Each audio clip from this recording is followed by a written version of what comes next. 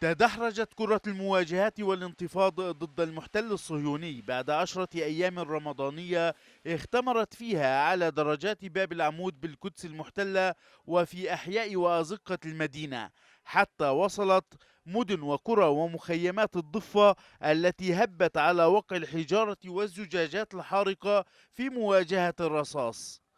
فغربة الكرم اشتبك الشبان مع جنود الاحتلال بالحجارة والمفرقعات،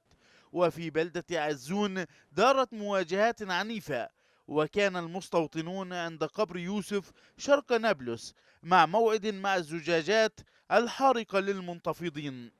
شبان مخيم قلنديا الحاجز العسكري الصهيوني لمسرح انتفاضي دفع جنود الاحتلال للاحتماء خلف الدشم الإسمنتية،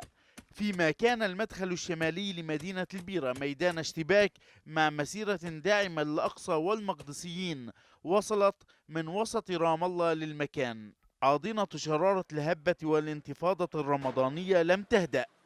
وحرمت على المستوطنين المسير في شوارعها ليلا،